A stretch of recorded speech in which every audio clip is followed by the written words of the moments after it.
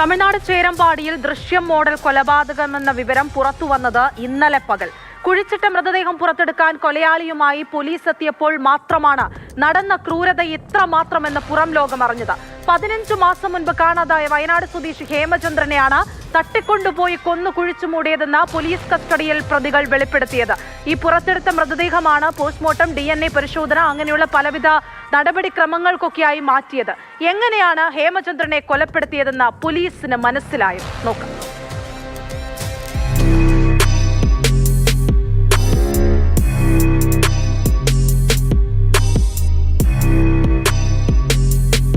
ഹേമചന്ദ്രന്റെ കൊലപാതകവുമായി ബന്ധപ്പെട്ട് അറസ്റ്റിലായ 2 പേരുടെ മൊഴിയിൽ നിന്നാണ് അന്വേഷണ സംഘത്തിന് ഈ ചേരമ്പാടി എന്ന സ്ഥലത്തെക്കുറിച്ചുള്ള വിവരം ലഭിക്കുന്നത്.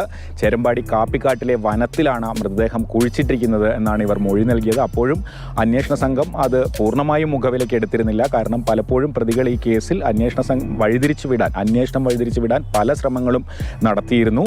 എന്തായാലും കോഴിക്കോട് സിറ്റി ക്രൈം സ്ക്വാഡ് ഈ സ്ഥലം മനസ്സിലാക്കിയ ശേഷം കുറച്ചു ദിവസമായി ആ സ്ഥലം നിരീക്ഷിച്ചു വരികയായിരുന്നു. പിന്നീട് പോലീസ് ഔദ്യോഗികമായി തമിഴ്നാട് പോലീസിന്റെ സഹായം തേടി ദേവാല DSP S ജയപാലനെ വിവരം അറിയിച്ചു. അങ്ങനെയാണ് ഒരു സംയുക്ത ഓപ്പറേഷന് കളമൊരുങ്ങിയത്. കോഴിക്കോട് നിന്ന് medical college assistant commissioner A ഉമേഷും അതുപോലെ അന്വേഷണത്തിന് നേതൃത്വം നൽകിയ മെഡിക്കൽ കോളേജ് ഇൻസ്പെക്ടർ ജിജീഷിൻ്റെയും നേതൃത്വത്തിലുള്ള സംഘം ആണ് ഈ ദിവസം അവിടെ തെരച്ചിൽ നടത്തുന്ന ദിവസം പുലർച്ചെ കോഴിക്കോട് നിന്ന് ദേവാലയിലെത്തിയത്. അവിടെ നിന്ന് തമിഴ്നാട് പോലീസ് സംഘവും അതുപോലെ ഗൂഡല്ലൂർ RDO സംഗീതയുടെ നേതൃത്വത്തിലുള്ള റവന്യൂ സംഘവും ഈ കാപ്പിക്കാട് എന്ന സ്ഥലത്ത് രാവിലെ തന്നെ എത്തി. മായ, മർഫി എന്നീ 2 സ്നിഫർ ഡോഗുകളെയും കൊച്ചിയിൽ നിന്ന് കേരള പോലീസ് ഒപ്പം കൂട്ടിയിരുന്നു. അങ്ങനെയാണ് ഈ കാപ്പിക്കാട് എന്ന സ്ഥലത്തേക്ക്, അവിടെ മൃതദേഹം കുഴിച്ചിട്ടു എന്ന പ്രതികൾ പറയുന്ന സ്ഥലത്ത് തെരച്ചിൽ നടത്താനുള്ള കളമൊരുങ്ങിയത്. രാവിലെ ഈ പോലീസ് വാഹനങ്ങളൊക്കെ സ്ഥലത്ത് എത്തിയപ്പോഴാണ് ആ നാട്ടുകാർ ഇതിനെക്കുറിച്ച് അറിയുന്നത്. എന്താണെന്ന് ആദ്യം ആർക്കും മനസ്സിലായില്ല.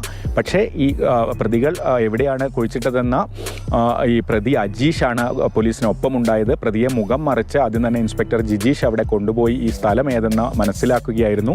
ഈ സ്ഥലം കണ്ടപ്പോഴാണ് അത് അത്രയും വെല്ലുവിളി നിറഞ്ഞ ഒരു സ്ഥലമാണെന്ന് അന്വേഷണ സംഘത്തിന് മനസ്സിലായത്.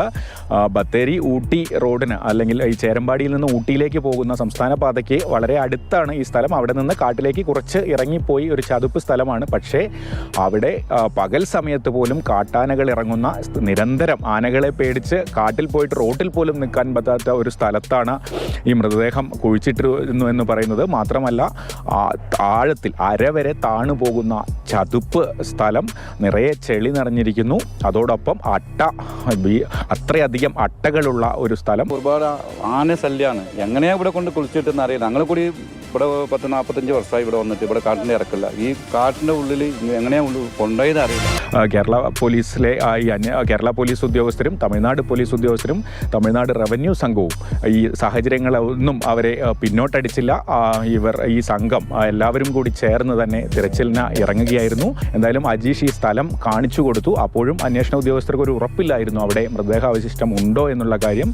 JCB ഉപയോഗിച്ച് രാവിലെ മുതൽ തന്നെ അവിടെ തെരച്ചിൽ തുടങ്ങി. കാടാണ്, ചതുപ്പാണ്, താണു പോകുന്ന സ്ഥലമാണ്, അത്രയും ചെളിയുള്ള സ്ഥലമാണ്. എന്തായാലും ഉച്ചയോടെ തന്നെ ഈ മൃതദേഹം അവിടെ കണ്ടെത്താൻ കഴിഞ്ഞു. അതോടെയാണ് അന്വേഷണ സംഘത്തിന് ആശ്വാസമായത്. കാരണം പ്രതികൾ തെറ്റിദ്ധരിപ്പിക്കുകയാണോ എന്ന സംശയമുണ്ടായിരുന്നു.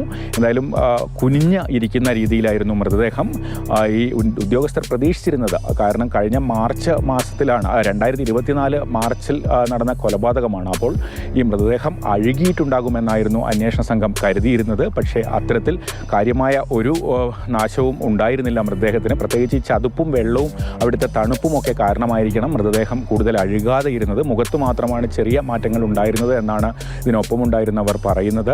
അങ്ങനെ മൃതദേഹം കണ്ടെടുത്തു.